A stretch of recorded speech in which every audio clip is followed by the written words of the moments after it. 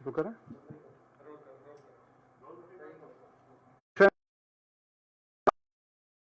रखना चाहूंगा और इनका सीधा सीधा संबंध जो है वो पूरी प्रक्रिया जो अपनाई गई है बिडिंग प्रोसेस की उससे जुड़ा हुआ है।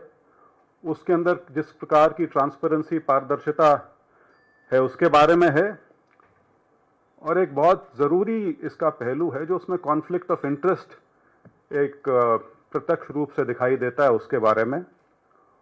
और बड़ी पिक्चर यदि देखें तो पूरा मेक इन इंडिया का जो एक ध्येय है भारत सरकार का, उसके ऊपर कुछ सवालिया निशान लगते हैं। इसका मैं थोड़ा सा विस्तार से आपको यदि बताऊं, दिसंबर 2022 में भारत सरकार द्वारा एक विज्ञप्ति के माध्यम से बताया गया था कि 26,000 करोड़ का लेटर ऑफ अवार्ड सीमेंस के साथ हुआ है जो इसमें टेक्नोलॉजिकल पार्टनर होंगे। और उसमें यह बताया गया था कि जो पूरा मैन्युफैक्चरिंग है वो दाहोद में होगा। इन लोकोमोटिव इंजन्स का 1200 यूनिट्स जो बनने थे उनका दाहोद में मैन्युफैक्चरिंग होगी, उसका उत्पादन दाहोद में होगा। और ये दाहोद का जो प्लांट है ये करीब 2-2.5 साल में बन के तैयार हो जाएगा, जिसका उद्घाटन जैसे मैंने बताया 26 मई को प्रधानमंत्री जी द्वारा किया गया। और इसका मुख्य बिंदु इसके अलावा ये भी था कि जो हमारा रेलवेज का स्टाफ है उसके जो इंजीनियर्स हैं, अधिकारी हैं, कर्मचारी हैं, खास तौर पे जो इंजन मैन्युफैक्चरिंग है उसकी ट्रेनिंग वगैरह और उसका मेंटेनेंस वो इंडियन रेलवेज के जो 4 मेंटेनेंस डिपो हैं विशाखापट्टनम, रायगढ़, पूना और खड़गपुर में, वहां पर किया जाएगा। और दाहोद एक एडवांस्ड इंजीनियरिंग हब के रूप में उभर के सामने आएगा क्योंकि सारी मैन्युफैक्चरिंग जो है वो वहां पर होगी। और स्वाभाविक सी चीज है, इतना बड़ा प्लांट यदि लगेगा तो हजारों नौकरियां उसके साथ आएंगी और उसके साथ एक स्पिन ऑफ इफेक्ट जो है और एंसिलरी यूनिट्स वगैरह जो हैं वो भी उसके माध्यम से जुड़ेंगी।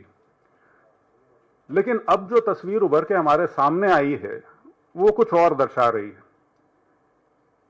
तस्वीर ये आई है कि जिस मेक इन इंडिया या मेक इन गुजरात का यहां पे लोगों को आश्वासन दिया गया था वैसा कुछ नहीं है। दाहोद के प्लांट में मैन्युफैक्चरिंग के नाम पे सिर्फ असेंबली है, मतलब बने बनाए पुर्जे या मशीनरी जो है उसको इकट्ठा करके उनको जोड़ने का काम है। उसकी टेस्टिंग है और कमीशनिंग है। कमीशनिंग मतलब जब बन के तैयार हो जाएगा तो वहां से वो कमीशन हो जाएगा।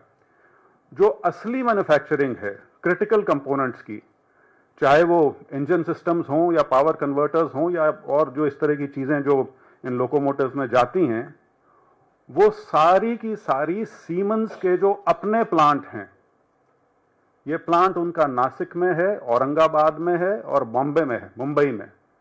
ये सारी मैन्युफैक्चरिंग ऑफ क्रिटिकल पार्ट्स जो है वो सीमेंस के अपने मैन्युफैक्चरिंग यूनिट्स में होंगी, उनकी अपनी फैक्ट्रीज में होंगी। तो जो हमारे रेलवेज के इंजीनियर्स को जो ट्रेनिंग दी जानी थी इंजन मैन्युफैक्चरिंग के अंदर, जो उनको इन्वॉल्व किया जाना था, वो अब किस हिसाब से होगा या नहीं होगा उसके ऊपर भी एक पूरा सवालिया निशान इस माध्यम से लग जाता है। अंग्रेजी में एक इस तरह की चीज के लिए फ्रेज इस्तेमाल किया गया है, स्क्रू ड्राइवर टेक्नोलॉजी। एप्पल के बारे में भी हमको यह बताया गया कि एप्पल के प्लांट लग गए हैं, एप्पल के जो मोबाइल फोन्स हैं अब हमारे यहाँ उनकी मैन्युफैक्चरिंग हो रही है, लेकिन वो भी यही है, असेंबली है, सिर्फ मैन्युफैक्चरिंग नहीं है। तो दाहोद में भी जो सरकार की खुद की विज्ञप्ति थी उसमें जो क्लेम किया गया था, जो दावा किया गया था, वैसा ना होकर यहाँ पर भी सिर्फ असेंबली और टेस्टिंग के लिए ये प्लांट बनाया गया है। इसके साथ प्रश्न उभर के आते हैं कि जो पूरी प्रक्रिया अपनाई गई है इस 26,000 का कॉन्ट्रैक्ट देने में, आज तक ये स्पष्टता नहीं है कि इसका बिडिंग प्रोसेस जो था उसमें और कौन कौन शामिल हुए थे और कौन कौन से टेक्नोलॉजी के इस क्षेत्र में जो बड़े बड़े प्लेयर्स हैं वो इसमें इन्वॉल्व थे या नहीं। यदि मैं जिक्र करूं तो बॉम्बार्डियर है या एल्स्टॉम है, क्या वे भी इसके अंदर पार्टिसिपेंट थे, उन्होंने भी क्या अपनी बिड दी थी इसके अंदर। आप सबकी जानकारी के लिए एल्स्टॉम जो है वो इंडियन रेलवेज के साथ करीब उसका 100 साल का संबंध है। बहुत बहुत बड़े बड़े प्रोजेक्ट्स हैं जो उन्होंने इंडियन रेलवेज के साथ हिंदुस्तान में इम्प्लीमेंट किए हैं, क्या इस तरह की जो कंपनीज हैं वो भी इस बिडिंग प्रोसेस का हिस्सा थी या नहीं थी? और एक जुड़ता सवाल ये कि जो भारत सरकार ने दिसंबर 2022 में जो अपनी विज्ञप्ति में चीजें कही गई थी, उनको बदलकर सीमेंस के बेनिफिट के लिए जो इसके अंदर टर्म्स एंड कंडीशंस में बदलाव किया गया है, वो किस प्रकार से किया गया है? और क्या इंडियन रेलवेज को स्वाभाविक है, उनकी जानकारी में तो है, क्योंकि भारत की तरफ से इंडियन रेलवेज ही है जो इसमें कॉन्ट्रैक्ट में सीधे सीधे इन्वॉल्व है, लेकिन उनकी सहमति थी, नहीं थी, और थी तो किस कारण के वजह से थी? इन सब से जुड़ा हुआ प्रश्न जो आगे आता है उभर के, वो है कॉन्फ्लिक्ट ऑफ इंटरेस्ट का। आप सबको शायद जानकारी होगी इस बात की कि हमारे जो मौजूदा रेल मंत्री हैं, वो राजनीति में आने से पहले कुछ साल कॉरपोरेट सेक्टर में रहे हैं, और उनकी एक काम जो उन्होंने किया प्राइवेट सेक्टर में, वो बहुत बड़े स्तर पे उच्च अधिकारी के तौर पे वाइस प्रेसिडेंट डेजिग्नेशन था उनका सीमेंस लोकोमोटिव इन इंडिया के। तो ये सिर्फ संयोग है या कुछ और है कि सीमेंस को भारतीय रेल का, सीमेंस के आज तक के इतिहास का सबसे बड़ा कॉन्ट्रैक्ट 26,000 करोड़ का उस समय में मिलता है जिस समय देश के रेल मंत्री एक ऐसे व्यक्ति हैं जो सीमेंस लोकोमोटिव्स इन इंडिया के वाइस प्रेसिडेंट रहे हों। एक बड़ा सीधा सीधा प्रथम दृष्टया एक कॉन्फ्लिक्ट ऑफ इंटरेस्ट इसके अंदर कहीं नजर आता है। सो ये जिन चीज़ों का मैंने उल्लेख किया उससे एक चीज़ तो स्पष्ट है कि यहाँ पे फॉरेन कॉरपोरेशंस को तरजीह देकर जो हमारी अपनी क्षमता बढ़ाने का जो एक हमारा ध्येय है, जो मेक इन इंडिया का जो एक कॉन्सेप्ट है, उसकी बजाय ये असेंबल इन इंडिया तक उसको सीमित कर दिया गया है। और हमारी पार्टी की, कांग्रेस पार्टी की ये डिमांड है कि इस पूरे मुद्दे में स्पष्टता आ सके, कुछ क्लैरिफिकेशन आ सकें सरकार की तरफ से, एक पार्लियामेंट्री इंक्वायरी इसके अंदर इंस्टीट्यूट की जाए जिसके तहत इसके जो सभी पहलू हैं इस कॉन्ट्रैक्ट से संबंधित वो उजागर हो सकें। और उस संबंध में हमारे बड़े सीधे सीधे 6 स्पष्ट सवाल हैं जो हम आप सबके सामने रखना चाहेंगे पार्टी की ओर से। पहला है question number 1, why were the details of the bidders not disclosed during the bidding process for the 26,000 crore rupees contract? Were other potential bidders given a fair chance?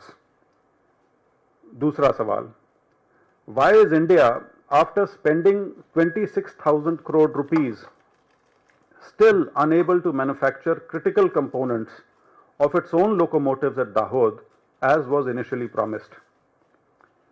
तीसरा, if the goal was to build India's manufacturing capability, why are Indian Railways left with only the final assembly and testing while Siemens retains control over the critical technology and manufacturing?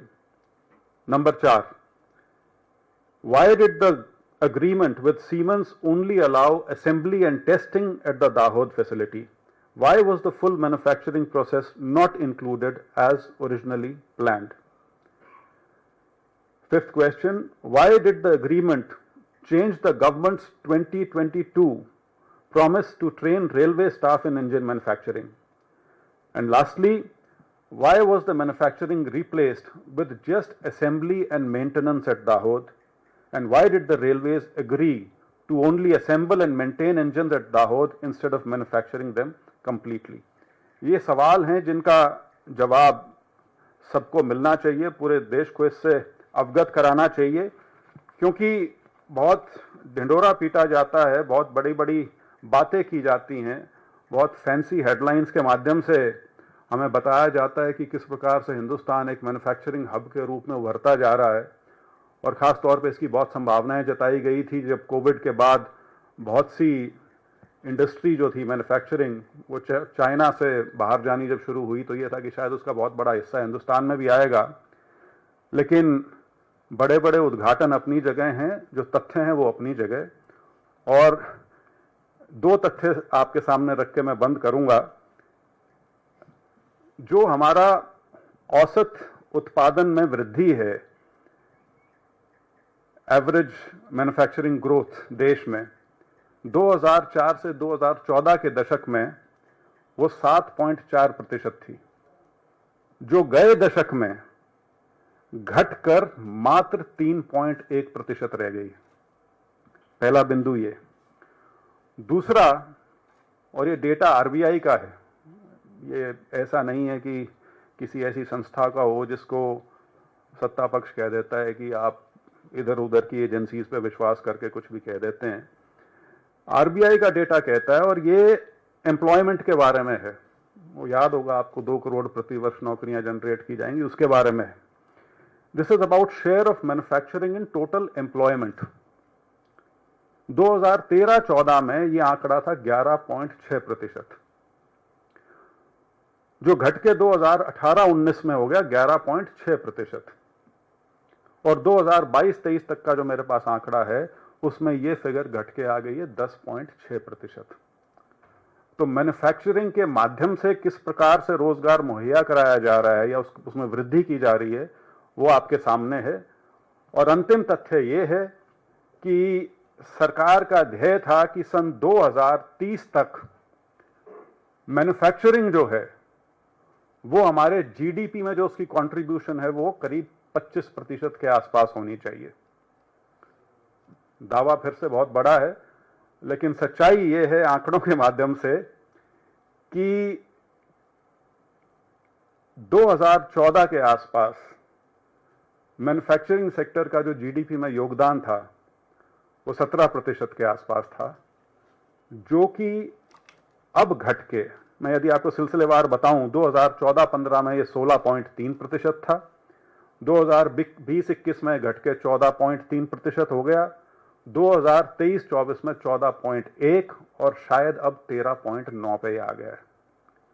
तो ये जो एक सब्ज बाग हमें दिखाया जाता है कि हम मैन्युफैक्चरिंग के क्षेत्र में बहुत तरक्की कर रहे हैं, बहुत बड़ी बड़ी चीज़ें यहाँ पर आ रही हैं, कुछ हो सकता है उसमें सत्य हो, लेकिन जो लार्जर पिक्चर है पूरे देश की, यदि आप तस्वीर आपके सामने आंकड़ों के साथ रखी जाए तो वो तस्वीर वो है जो आपके सामने मैंने यहाँ पे पेश की है। तो मुख्य तौर पे यही बिंदु थे जो मैंने आज आपके साथ साझा करने थे।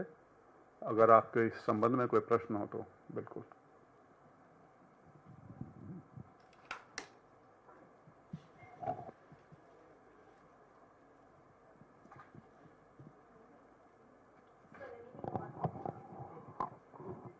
My remit for today is only this.